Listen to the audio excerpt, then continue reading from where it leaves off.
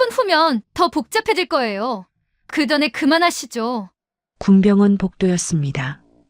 양복을 입은 남자 3명이 바닥에 널브러져 있었어요.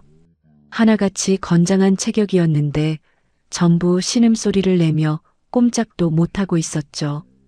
그리고 그 앞에 한 여자가 서 있었습니다. 낡은 청바지에 운동화 차림. 어디서나 볼 수 있는 평범한 모습이었어요. 그런데 이상하게도 그녀의 숨은 전혀 흐트러지지 않았습니다. 합의하려면 변호사 통해서 하세요. 여자가 차갑게 말했어요. 그녀는 주머니에서 전화기를 꺼내 어딘가에 전화를 걸었습니다. 삼촌, 나야? 병원으로 와줄 수 있어? 좀 복잡하게 됐어. 바로 그때였어요. 병원 입구 쪽에서 다급한 소리가 들려왔습니다. 사령관님 차량 도착! 의전 준비! 대체 저 평범해 보이는 여자는 누구일까요? 그리고 병실에는 누가 누워 있는 걸까요? 서울 외곽의 작은 사무실. 지연은 컴퓨터 앞에 앉아 보고서를 정리하고 있었습니다. 보안 컨설턴트, 기업의 보안 시스템을 점검하고 약점을 찾아내는 일을 했죠. 평범한 하루였습니다. 퇴근 후 집에 돌아와 샤워를 하고 침대에 일찍 누웠죠. 새벽 3시 전화벨이 울렸습니다. 지연은 잠결에 손을 뻗어 전화기를 집어들었어요. 화면에 뜬 번호를 보는 순간 온몸에 소름이 돋았습니다. 육군 37사단. 동생 준서가 있는 부대였어요. 여보세요? 한준서 일병 보호자 되십니까? 낯선 목소리가 들려왔습니다. 딱딱하고 사무적인 말투였어요. 동생분이 훈련 중 사고로 지금 국군수도병원 중환자실입니다. 순간 지연의 손에서 전화기가 미끄러질 뻔했어요. 머릿속이 하얗게 변했습니다. 심장이 미친 듯이 뛰기 시작했죠. 사고요? 어떤 사고요? 준서가 어떻게 된 거예요?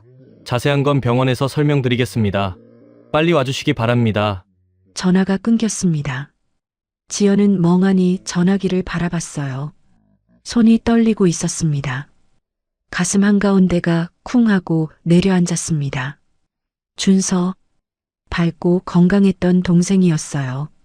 명문대 수석 입학에 학생회장까지 했던 자랑스러운 동생. 항상 웃는 얼굴로 누나한테 전화했었죠. 누나, 나 군대 잘 적응하고 있어. 걱정 마. 마지막 통화에서도 그렇게 말했었는데 지연은 벌떡 일어났습니다. 옷을 아무렇게나 걸치고 차키를 움켜쥐었어요. 현관문을 박차고 나가 주차장으로 뛰었습니다. 새벽 도로는 텅 비어 있었어요. 지연은 엑셀을 끝까지 밟았습니다. 속도계 바늘이 160km를 가리켰죠. 위험한 속도였지만 그런 건 신경 쓸 여유가 없었어요. 2시간 거리를 1시간 반 만에 도착했습니다. 국군수도병원 중환자실. 지연은 숨을 헐떡이며 복도를 달렸어요. 간호사에게 동생의 위치를 물었고 안내받은 곳으로 뛰어갔습니다. 유리창 너머로 준서가 보였어요. 온몸에 붕대가 감겨 있었어요. 호흡기가 입에 꽂혀 있었고 여러 대의 기계가 삑삑거리며 소리를 내고 있었죠. 얼굴은 멍투성이었고 눈은 힘없이 감겨 있었습니다. 준서야. 지연은 유리창에 손을 대었어요. 눈물이 주르륵 흘러내렸습니다. 가슴이 찢어지는 것 같았죠. 보호자분이시죠? 뒤에서 목소리가 들렸어요. 하얀 가운을 입은 의사였습니다. 얼굴에 피로가 가득했지만 눈빛은 진지했어요. 네. 제가 누나예요. 동생이 어떻게 된 거예요? 의사가 잠시 말을 멈췄습니다. 뭔가 말하기 어려운 표정이었어요. 갈비뼈 4대가 골절됐습니다. 비장도 파열됐고요. 뇌진탕 증세도 있어요. 지연은 숨이 막혔습니다. 훈련 중 사고라고 들었는데 어떤 훈련을 하다가 이렇게 된 거예요? 의사가 고개를 저었어요. 솔직히 말씀드리면 이건 사고가 아닙니다. 네. 상처 패턴을 보면요. 일방적으로 맞은 겁니다. 반복적으로 오랜 시간에 걸쳐서요. 지연의 눈이 커졌어요. 귀를 의심했습니다. 맞았다고요? 누구한테요? 그건 저희도 모릅니다. 하지만 확실한 건 이건 단순한 사고가 아니라는 겁니다. 지연은 다시 유리창 너머의 준서를 바라봤어요. 누가 내 동생을 이렇게 만들었지? 누가 감히? 지연은 중환자실 앞 복도 의자에 앉아 있었어요. 멍하니 바닥만 바라보고 있었죠. 저기 실례합니다. 조심스러운 목소리가 들렸습니다. 고개를 드니 젊은 병사가 서 있었어요. 군복 차림이었고 얼굴에는 두려움과 걱정이 뒤섞여 있었습니다. 준서 형 누나 맞으시죠? 전 같은 분대 이동희입니다. 아, 네, 안녕하세요. 동희는 주변을 두리번거렸어요. 누가 듣고 있지는 않은지 확인하는 것 같았죠. 그리고 주머니에서 뭔가를 꺼냈습니다. USB였어요. 이거 누나한테 드리려고요. 이게 뭔데요? 동희의 목소리가 떨렸습니다. 6개월 동안 준서 형이 당한 거 제가 몰래 녹음하고 기록한 거예요. 지연의 심장이 쿵 하고 내려앉았어요. 6개월이요? 동생이 그동안 계속 당했다는 거예요? 동희가 고개를 끄덕였습니다.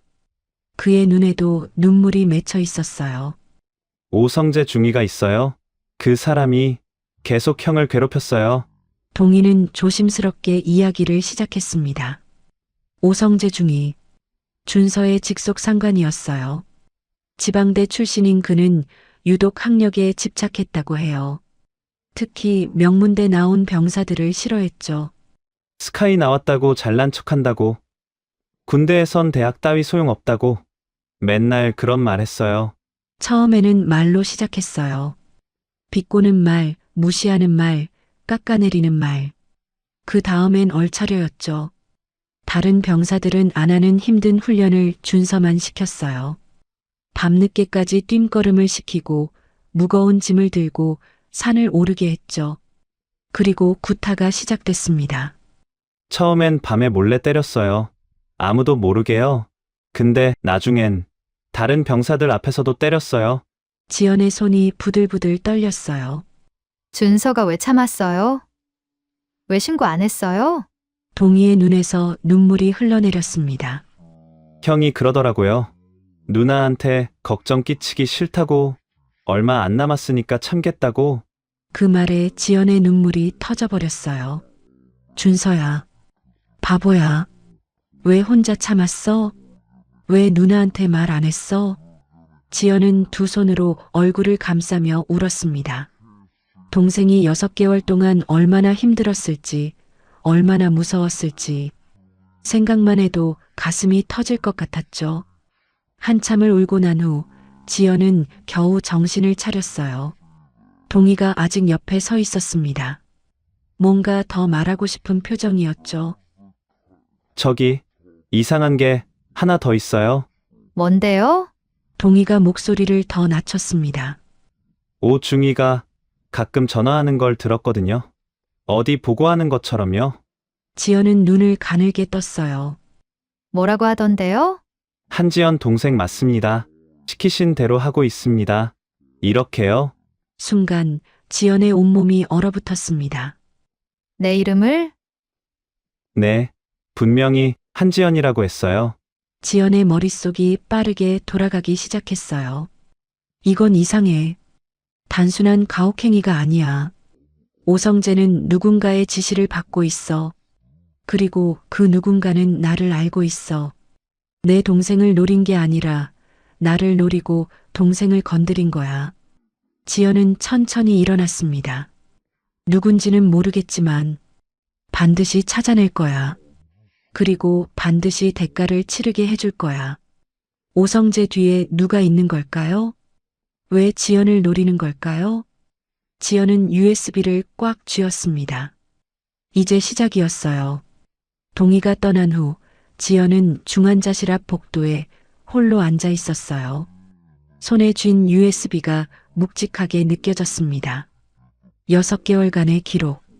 동생이 당한 모든 것들이 이 작은 기계 안에 들어 있었죠. 머릿속이 복잡했습니다.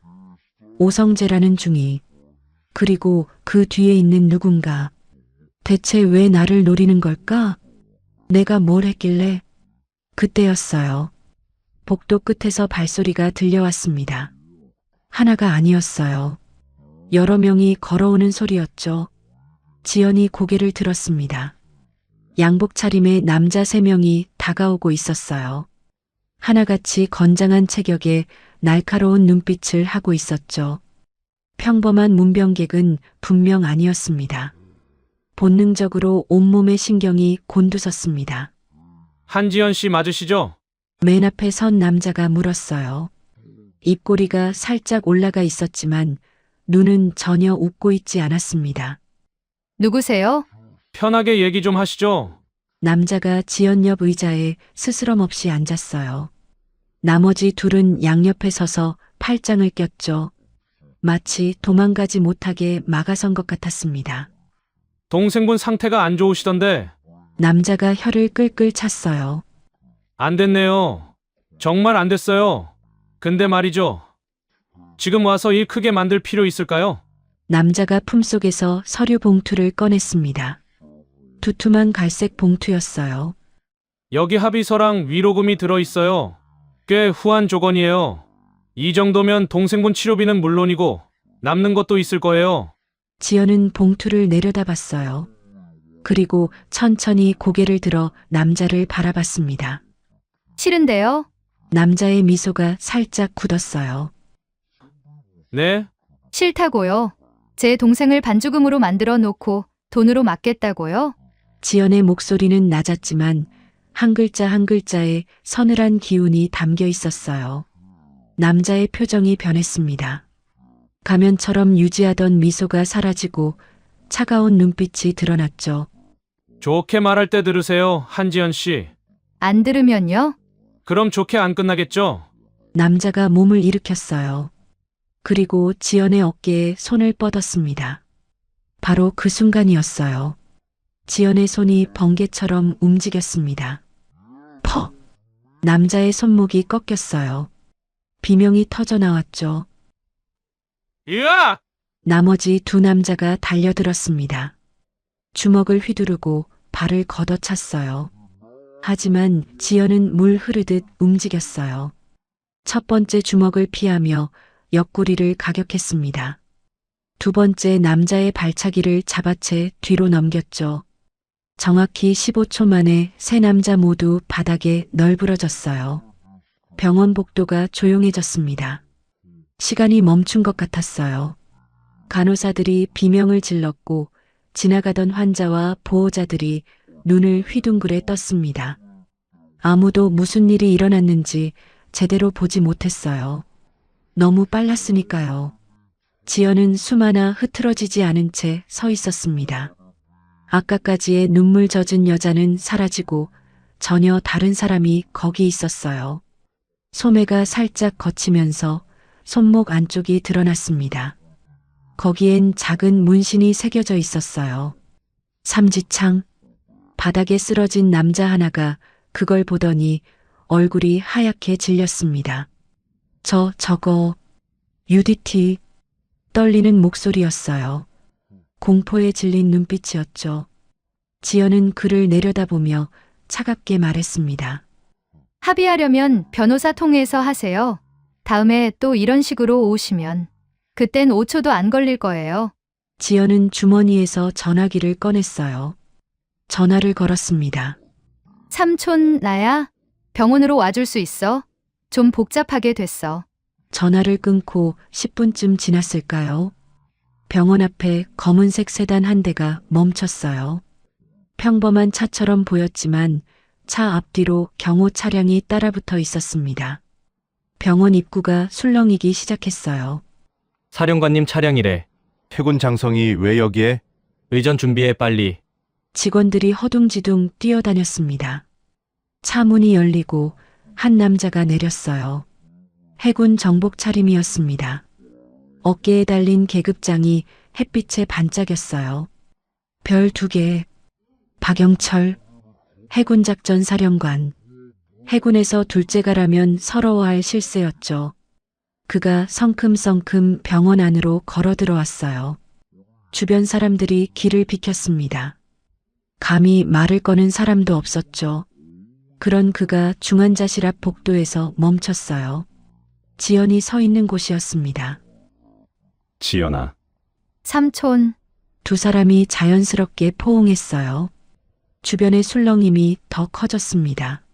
저 여자 누구야? 사령관이랑 포옹을 해? 삼촌이라고 했어. 삼촌. 박영철은 지연의 어깨를 잡고 얼굴을 살폈어요. 괜찮아? 다친 데 없고? 저는 괜찮아요. 준서가 지연의 눈에 다시 눈물이 맺혔습니다. 박영철이 고개를 끄덕였어요. 그리고 바닥에 아직 신음하고 있는 남자 3명을 내려다봤습니다. 여긴 왜 이런 거야? 찾아와서 합의하라고 협박했어요. 제가 좀 혼내줬어요. 박영철의 눈이 가늘어졌어요. 15초? 네, 15초요. 박영철의 입가에 희미한 미소가 번졌습니다. 하지만 금방 사라졌어요. 상황이 웃을 때가 아니었으니까요. 지연은 품에서 USB를 꺼냈습니다. 삼촌 이것 좀 보세요. 같은 분데 병사가 줬어요.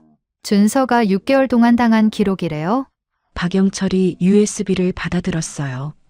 표정이 점점 굳어졌습니다. 6개월. 이게 훈련 사고가 아니라 가혹행위란 말이지? 네, 그리고 더 이상한 게 있어요. 지연이 목소리를 낮췄어요. 가해자가 전화로 누군가한테 보고하는 걸 들었대요. 제 이름을 말하면서요. 박영철의 눈빛이 날카롭게 변했습니다. 네 이름을? 네, 한지연 동생 맞습니다. 시키신 대로 하고 있습니다라고 했대요. 잠시 침묵이 흘렀어요. 박영철의 얼굴에 여러 감정이 스쳐 지나갔습니다. 이거 단순한 가혹행위가 아니네. 저도 그렇게 생각해요. 누군가 저를 노리고 동생을 건드린 것 같아요. 박영철이 고개를 끄덕였어요. 그리고 주변을 둘러봤습니다. 복도에는 사람들이 모여 있었어요. 간호사, 의사, 환자, 보호자 모두 이쪽을 쳐다보고 있었죠. 궁금함과 두려움이 뒤섞인 눈빛들이었습니다. 박영철이 지연 옆에 섰어요. 그리고 주변을 향해 분명하게 말했습니다. 다들 궁금한 것 같으니까 말해두지. 복도가 조용해졌어요. 이 사람은 한지연이야. 해군 특수전전단 UDT-SEAL 창설 이래 최초의 여성 정식 대원이지. 순간 복도가 얼어붙었습니다. 여자가? 진짜 UDT. 웅성거림이 퍼져나갔어요. 사람들의 눈이 휘둥그레졌습니다. UDT, 대한민국 해군 특수부대, 지옥의 훈련으로 유명한 곳이었죠. 수백 명이 지원해도 10명 남짓만 살아남는 극한의 과정. 남자들도 대부분 포기하는 그곳을 여자가 통과했다고요? 아까 그 움직임을 본 사람들은 고개를 끄덕였어요. 그래서 그랬구나. 15초 만에 3명을 제압했잖아. 진짜였어. 진짜 특수부대였어. 지연은 담담하게 서 있었습니다. 주변의 시선은 신경 쓰지 않는 듯 했어요. 지금 중요한 건 그게 아니었으니까요. 박영철이 헌병대에 연락을 넣었어요. 육군 관할이지만 협조 요청을 넣어볼게. 일단 가해자부터 잡아야 해. 바로 그때 지연의 전화기가 울렸습니다. 동이었어요. 누나, 큰일 났어요. 다급한 목소리가 쏟아져 나왔습니다. 왜? 무슨 일이야? 오성재 중위가 부대에서 도망쳤어요. 지연의 얼굴이 굳어졌어요. 도망? 언제? 1시간 전쯤이요. 누가 찾아와서 같이 나갔대요. 지금 아무도 못 찾고 있어요. 휴대폰도 꺼져 있고요. 전화가 끊긴 후 지연과 박영철은 서로를 바라봤어요. 무거운 침묵이 흘렀습니다. 도망갔다고? 네, 누가 데려갔대? 모르겠어요. 근데 분명히 누군가 도와준 거예요? 박영철의 눈이 가늘어졌어요. 이거 조직적이네. 지연은 창밖을 바라봤습니다. 하늘이 붉게 물들어가고 있었죠. 오성재는 하수인에 불과해. 진짜 적은 따로 있어. 그리고 그 적은 나를 알고 있어. 지연의 주먹이 꽉 쥐어졌습니다. 반드시 찾아낼 거야. 다 밝혀내고 반드시 대가를 치르게 할 거야. 유리창 너머로 준서의 모습이 보였어요. 여전히 눈을 감고 누워 있었죠. 기다려, 준서야. 누나가 다 해결할게. 하지만 그녀는 아직 몰랐어요.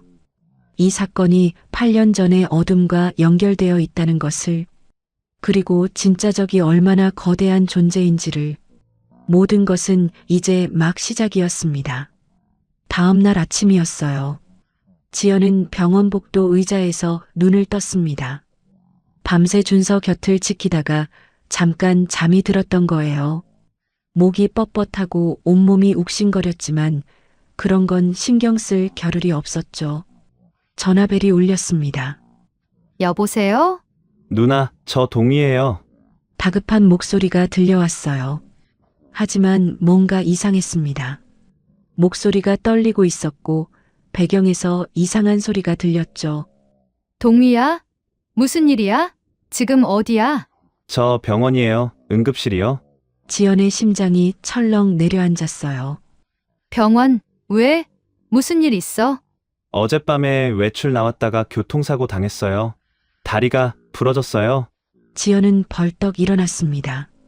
머릿속이 빠르게 돌아갔어요. 교통사고? 어젯밤? 그건 동희가 USB를 건네준 바로 다음 날이었어요. 동희야, 그거 진짜 사고였어. 전화기 너머로 동희가 숨을 삼키는 소리가 들렸습니다. 아니요. 누가 저를 친 거예요. 일부러요. 지연의 손에 힘이 들어갔어요. 전화기를 쥔 손가락이 하얗게 변했습니다. 누나한테 USB 준 거 누가 봤나 봐요. 뭐? 도망가는 차 번호는 봤어요. 그리고 누나, 더 윗선이 있어요. 오성재 중위는 그냥 하수인이에요. 지연은 숨을 멈췄어요. 더 윗선. 누군데? 정확히는 몰라요. 근데 오중위가 전화할 때 대위님이라고 부르는 거 들었어요. 대위. 오성재보다 높은 계급이었어요. 오성재를 조종하는 누군가가 있다는 뜻이었죠. 동희야, 지금 어느 병원이야? 내가 갈게. 아니요. 누나, 오지 마세요. 저 괜찮아요. 근데 누나는 조심하세요. 그 사람들, 진짜 무서운 사람들이에요. 전화가 끊겼습니다. 지연은 멍하니 전화기를 바라봤어요. 가슴 한쪽이 무겁게 가라앉았습니다. 동희까지, 준서를 도우려던 아이까지 다치게 했어. 대체 얼마나 대단한 놈들이길래. 지연의 눈빛이 어두워졌어요. 분노가 가슴 깊은 곳에서 타오르기 시작했습니다. 그날 저녁 지연은 집으로 돌아왔어요. 그런데 이상한 느낌이 들었어요. 문이 살짝 열려 있었습니다. 온몸의 신경이 곤두섰습니다. 천천히 문을 밀었죠. 발밑에서 무언가가 바스락거렸어요. 내려다보니 모래알이었습니다. 신발에 묻어들어온 게 아니에요. 누군가의 흔적이었죠. 지연은 현관 옆에 세워둔 우산꽂이에서 호신용 막대기를 꺼냈어요. 조심스럽게 안으로 들어갔습니다. 거실에 들어선 순간 지연은 굳어버렸어요. 엉망이었습니다. 소파가 뒤집혀 있었어요. 서랍이 열려 있었고 서류가 바닥에 흩어져 있었죠. 책장의 책들이 바닥에 널브러져 있었습니다.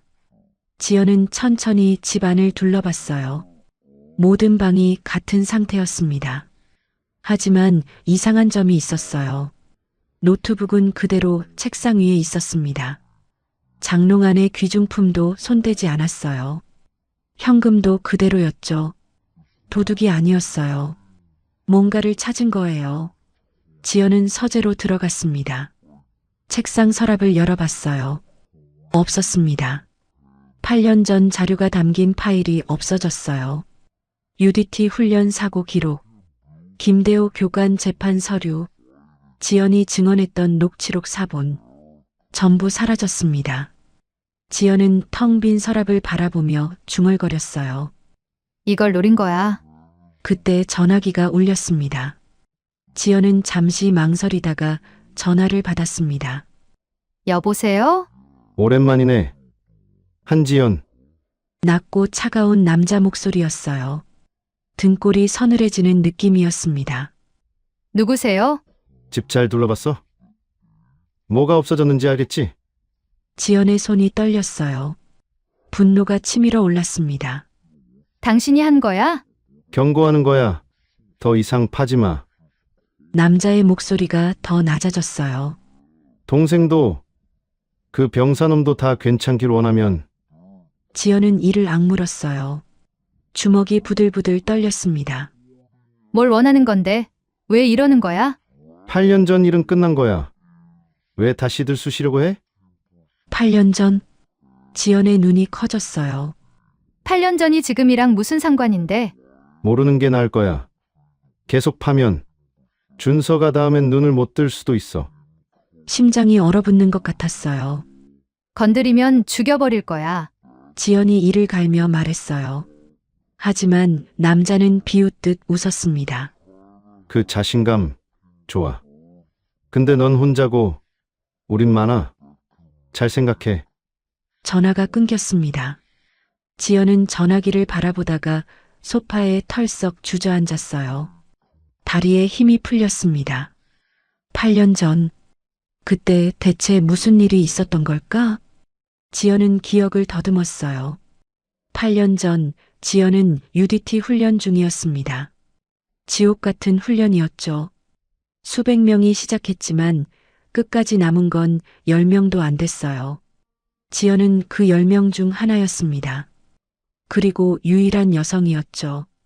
그때 지연을 가르친 사람이 김대호 상사였어요. 엄격하지만 공정한 교관이었습니다. 지연이 여자라고 봐주지도 않았고 차별하지도 않았어요. 오직 실력으로만 평가했죠. 한지연 넌 될 놈이야. 훈련이 끝난 후 김대호 교관이 그렇게 말했었어요. 지연에게 그 말은 어떤 상장보다 값진 것이었습니다. 그런데 사고가 터졌어요. 폭발물 훈련 중에 장비가 터진 거예요. 대원 2명이 크게 다쳤습니다. 군 조사단이 왔어요. 그리고 결론을 내렸죠. 김대호 상사의 장비 검수 소홀.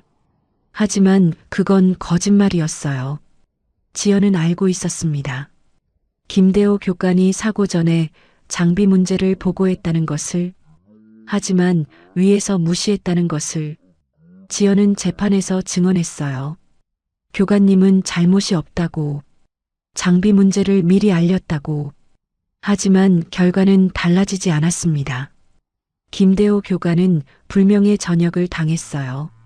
모든 책임을 뒤집어쓰고 군을 떠나야 했죠. 그리고 나중에 지연은 충격적인 사실을 알게 됐어요. 재판장에 제출된 자신의 증언 녹취록이 완전히 다른 내용으로 바뀌어 있었던 거예요. 누군가 조작한 거였습니다. 지연은 박영철에게 전화를 걸었어요. 삼촌 8년 전 일 기억나요? 전화기 너머로 박영철이 숨을 삼키는 소리가 들렸습니다. 김대호 상사일? 네, 그때 일이 지금이랑 연결된 것 같아요. 무슨 소리야? 방금 협박 전화가 왔어요. 8년 전 일을 들쑤시지 말래요? 그리고 집에 누가 들어와서 그때 자료를 다 가져갔어요. 전화기 너머로 긴 침묵이 흘렀습니다. 삼촌, 교관님 지금 어디 계세요? 연락되세요? 그게 말이야. 박영철의 목소리가 무거워졌어요. 대호가 얼마 전에 나한테 연락했어. 중요한 얘기가 있다고. 근데 만나기로 한 날 갑자기 연락이 끊겼어. 지연의 심장이 빠르게 뛰기 시작했어요. 연락이 끊겼다고요? 전화도 안 받고 집에도 없어. 뭔가 심상치 않았습니다. 교관님 마지막 주소 알아요? 부산 외곽에 작은 집을 얻어서 살고 있었어. 주소 보내줄게. 다음 날 지연은 부산으로 내려갔어요. 4시간을 달려서 도착한 곳은 한적한 시골 마을이었습니다. 낡은 주택들이 모여 있는 곳이었죠. 김대호 교관의 집은 골목 끝에 있었어요. 지연은 대문 앞에 섰습니다. 초인종을 눌렀어요. 대답이 없었죠. 교관님, 저 한지연이에요. 여전히 대답이 없었습니다. 지연은 대문을 밀었어요. 잠겨 있지 않았습니다. 안으로 들어갔죠. 현관문도 열려 있었어요. 불안한 마음으로 안에 들어섰습니다. 거실이 엉망이었습니다. 지연의 집과 똑같았어요. 가구가 뒤집혀 있고 서랍이 열려 있고 서류가 흩어져 있었죠. 하지만 사람은 없었습니다. 급하게 떠난 흔적이 있었어요. 옷가지 몇 개가 사라져 있었고 세면도구도 없었죠. 김대호 교관은 누군가에게 쫓기다가 도망친 게 분명했어요. 지연은 집안을 샅샅이 뒤졌습니다. 혹시 뭔가 남겨두지 않았을까 해서요. 책상 밑을 살펴보던 중 뭔가가 손에 잡혔어요. 작은 쪽지였습니다. 테이프로 책상 밑에 붙여놓은 거였죠.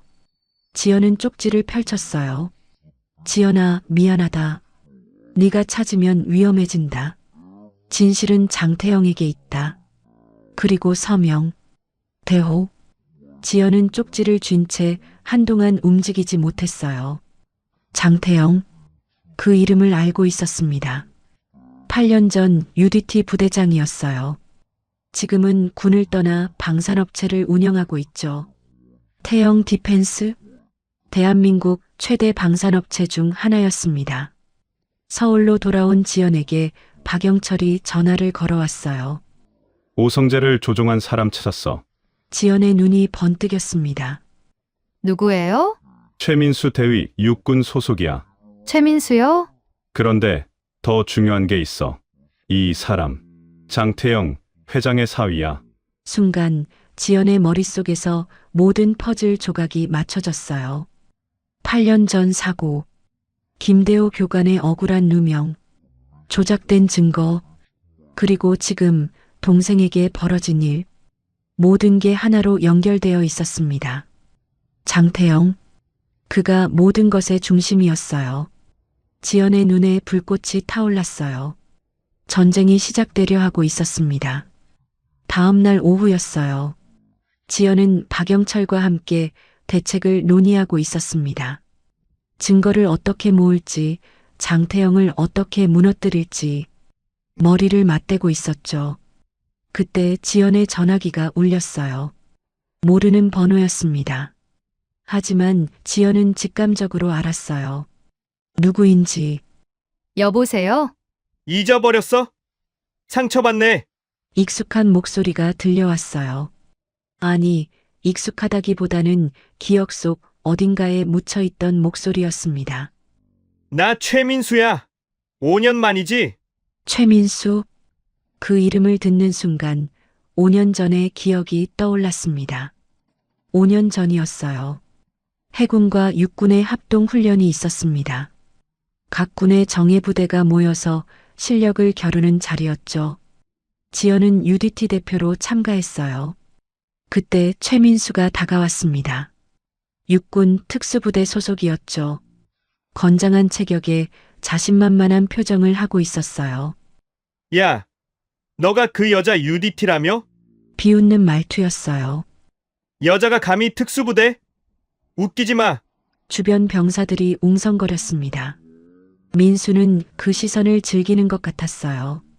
나랑 대련 한번 해볼래? 여자가 얼마나 하나 보게. 지연은 가만히 그를 바라봤어요. 싫은데요? 뭐? 겁나서 그래? 시간 낭비거든요. 민수의 얼굴이 붉어졌어요. 주변에서 웃음이 터져 나왔죠. 이 인연이. 민수가 달려들었습니다. 30초. 정확히 30초 만에 민수는 바닥에 널브러졌어요. 얼굴이 모래투성이가 되었고 팔이 꺾인 채로 신음하고 있었죠. 지연은 담담하게 말했어요. 시간 낭비라고 했잖아요. 그 후로 민수는 여자한테 진 남자라는 낙인이 찍혔습니다. 동료들의 비웃음, 상관의 눈총, 예정됐던 진급도 탈락했죠. 민수의 인생이 꼬이기 시작한 건 그때부터였어요. 전화기 너머로 민수의 목소리가 들려왔습니다. 5년 동안 기다렸어. 네가 아끼는 게 생길 때까지 목소리에 도끼가 서려 있었어요. 동생이 있더라고? 귀여운 동생. 누나한테 걱정 끼치기 싫어서 참았대. 안 됐지? 지연의 손에 힘이 들어갔어요. 전화기가 부서질 것 같았습니다. 네가 한 거야? 준서한 짓 전부 네가 시킨 거야? 오성재. 그 바보? 내가 좀 도와줬지? 뭐 쉬웠어? 학력 콤플렉스 있는 놈한테 명문대 출신 병사 하나 맡기면 알아서 하더라고. 지연은 이를 악물었어요. 분노가 온몸을 태우는 것 같았습니다.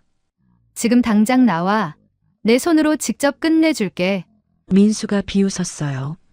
성격 급하긴. 근데 말이야. 나 혼자 한 거 아니야. 알지? 장태영. 오, 똑똑하네. 맞아. 장인어른이 시키셨어. 8년 전 일 다시 들쑤시면 안 되니까. 장인어른. 그래요. 민수는 장태영의 사위였죠. 몰락한 군인이 어떻게 재기했나 했더니 권력에 빌붙은 거였어요. 8년 전 일이 뭔데? 교관님한테 뭘 한 거야? 그건 장인어른한테 물어봐. 아, 근데 그러려면 증거가 있어야겠네. 근데 그 증거 이제 없잖아. 민수가 킬킬 웃었어요.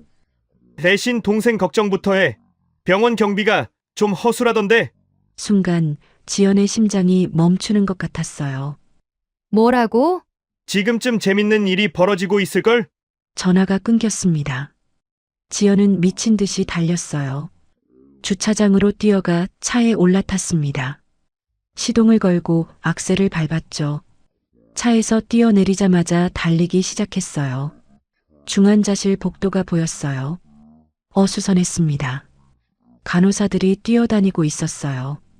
경비원들이 소리 지르고 있었죠. 환자 보호자들이 웅성거리고 있었습니다. 지연의 심장이 쿵쿵 뛰었어요. 최악의 상상이 머릿속을 스쳐 지나갔습니다. 준서 병실로 달려갔어요. 문이 열려 있었습니다. 안으로 뛰어들어갔죠. 박영철이 서 있었습니다.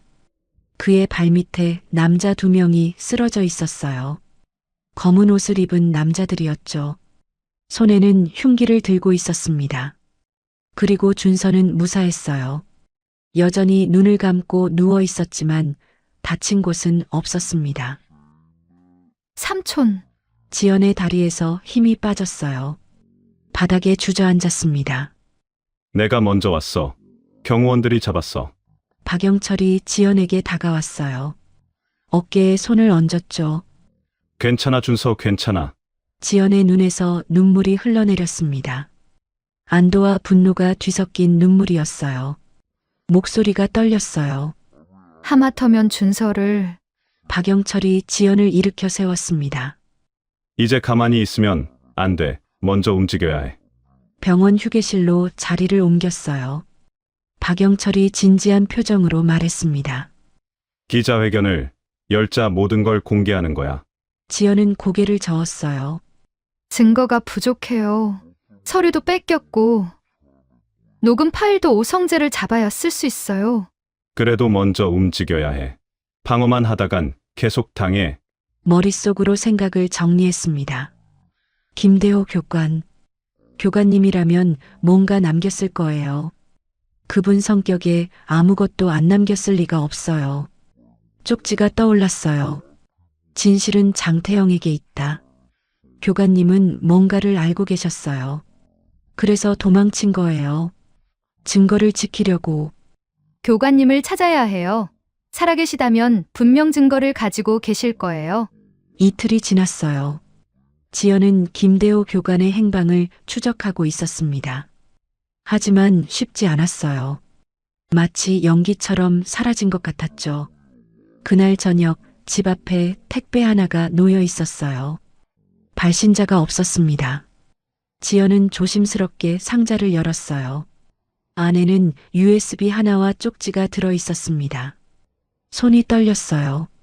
직감적으로 알았습니다. 누가 보낸 건지. 쪽지를 펼쳤어요. 지연아, 8년간 모은 거다. 이걸로 끝내거라. 글씨가 흐려져 있었어요. 마치 쓰는 사람의 손이 떨렸던 것처럼. 미안하다. 그리고 고맙다. 네가 제자라서 자랑스럽다. 그리고 서명. 대호. 지연의 눈에서 눈물이 쏟아져 내렸어요. 8년 동안 혼자서 증거를 모으고 계셨던 거예요. 언젠가 진실을 밝힐 나를 위해서. 그리고 그 증거를 저한테 보내신 거였죠. 지연은 USB를 노트북에 꽂았어요. 수백 개의 파일이 나타났습니다. 장비 납품 기록, 장태영과 업체 간의 뒷거래 문서, 조작된 증거 원본, 그리고 결정적인 것, 지연의 증언 녹취록이었어요. 원본과 조작본이 나란히 있었습니다. 원본에서 지연은 분명히 말했어요. 교관님은 사고 전에 장비 문제를 보고하셨습니다. 하지만 조작본에서는 이렇게 바뀌어 있었죠. 교관님이 장비 검수를 소홀히 한 것으로 알고 있습니다. 완전히 반대 내용이었어요. 누군가 지연의 목소리까지 조작한 거였습니다. 지연은 주먹을 꽉 쥐었어요. 이거면 장태영을 잡을 수 있어. 박영철에게 전화를 걸었습니다. 삼촌 증거 찾았어요. 기자회견 준비해 주세요. 모든 준비가 끝났어요. 내일이면 기자회견이었습니다. 드디어 진실을 밝힐 수 있게 됐어요. 8년간 혼자 짊어지셨던 그 무게, 이제 제가 덜어드릴게요. 그리고 준서야, 누나가 반드시 지켜줄게. 기자회견 전날 밤이었어요. 지연은 준비한 자료를 마지막으로 점검하고 있었습니다. 내일이면 모든 게 끝나요. 8년간 숨겨졌던 진실이 세상에 드러나는 거죠. 그때 전화벨이 울렸어요. 모르는 번호였습니다. 하지만 지연은 직감적으로 알았어요. 누구인지. 여보세요? 마지막 기회를 주는 거야. 낮고 차가운 목소리가 들려왔어요. 장태영이었습니다. 내일 기자회견 취소해. 지연은 코웃음을 쳤어요. 싫은데요? 후회할 거야. 장태영의 목소리가 더 낮아졌습니다. 내 동생 아직 의식 못 찾았지. 병원 보안이 얼마나 허술한지 알잖아. 지연의 손에 힘이 들어갔어요. 하지만 목소리는 흔들리지 않았습니다. 협박밖에 할 줄 모르는 거예요? 그리고 김대호. 그 인간 어디 있는지 아는데. 순간 지연의 심장이 멈추는 것 같았어요. 교관님한테 뭔 짓을 한 거예요? 선택해. 기자회견을 포기하고 조용히 살거나 아니면 소중한 것들을 하나씩 잃거나. 지연은 이를 악물었어요. 당신, 그렇게까지 해서 뭘 지키려는 거예요? 내 제국이지. 8년 동안 쌓아온 거야. 내까지 게 무너뜨리게 안 놔둬. 지연은 창밖을 바라봤어요. 밤하늘에 달이 떠 있었습니다. 내일 봐요. 기자회견장에서. 전화를 끊었어요. 손이 조금 떨렸습니다. 하지만 마음은 단단했어요. 이제 물러설 수 없어요. 교관님을 위해서, 준서를 위해서, 그리고 나 자신을 위해서. 새벽 3시였어요. 전화벨이 울렸습니다. 병원이었어요. 한준서 환자분이 의식을 찾으셨어요. 지연은 벌떡 일어났어요. 심장이 터질 것 같았습니다. 병원으로 달려갔어요. 중환자실 문을 열고 들어갔죠. 준서가 눈을 뜨고 있었어요. 누나, 약한 목소리였지만 분명히 지연을 부르고 있었습니다. 지연의 눈에서 눈물이 쏟아져 내렸어요. 침대 옆으로 달려가 준서의 손을 잡았습니다. 준서야, 준서야. 누나, 울지 마. 준서의 눈에도 눈물이 맺혀 있었어요. 미안해, 누나한테 말 못했어. 바보야, 왜 혼자 참았어, 왜? 남매는 서로를 안고 한참 동안 울었어요. 얼마나 시간이 흘렀을까요? 준서가 조심스럽게 입을 열었습니다. 누나, 그 사람들. 계속 누나 얘기했어. 지연이 눈물을 닦으며 물었어요. 뭐라고 하던데? 네 누나 때문이라고. 누나가 잘못해서 네가 당하는 거라고. 지연의 가슴이 찢어지는 것 같았어요. 준서야, 미안해. 다 누나 때문이야. 아니야. 준서가 고개를 저었어요. 눈빛이 단단해졌습니다. 나도 증언할게. 내가 당한 거 다 말할게. 누나 혼자 싸우게 안 놔둬. 지연은 동생의 얼굴을 바라봤어요. 더 이상 어린 동생이 아니었습니다. 고마워, 준서야. 오후 2시 국방부 브리핑룸. 200명이 넘는 기자들이 모여 있었어요. 카메라 플래시가 쉴 새 없이 터졌습니다. 지연이 마이크 앞에 섰어요. 모든 시선이 그녀에게 집중됐죠. 안녕하세요. 저는 해군 특수전전단 UDTSEAL 출신 한지연입니다. 브리핑룸이 술렁였어요. UDT 여성 대원. 그것만으로도 화제였죠. 오늘 8년간 숨겨진 진실을 말씀드리려고 합니다. 화면에 자료가 나타났어요. 장비 납품 기록, 뒷거래 문서, 조작된 증거 원본. 8년 전 훈련 중 폭발 사고가 있었습니다. 당시 김대호 교관님이 모든 책임을 뒤집었었죠. 하지만 진짜 범인은 따로 있었습니다. 기자들이 펜을 움직이기 시작했어요. 진짜 범인은 장태영.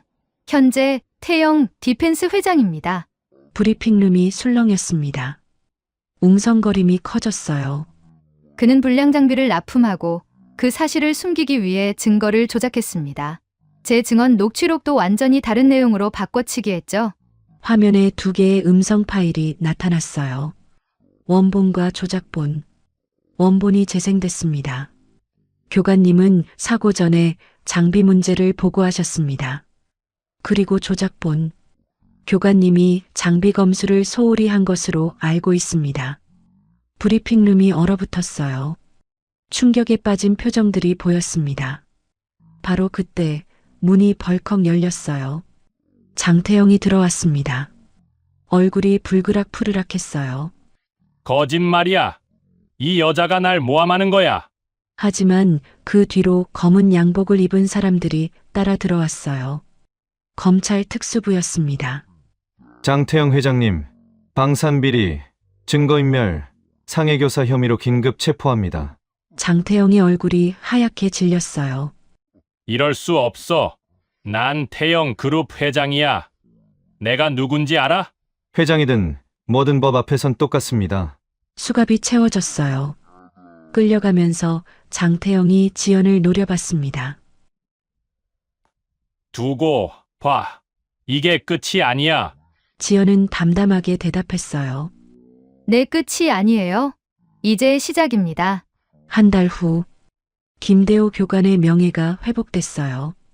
8년 전 불명예 전역이 취소됐고 국가로부터 공식 사과와 보상을 받았습니다. 작은 카페에서 지연과 대호가 마주 앉았어요. 교관님, 지연아, 두 사람은 잠시 말없이 서로를 바라봤어요. 고생했다. 대호가 먼저 입을 열었어요.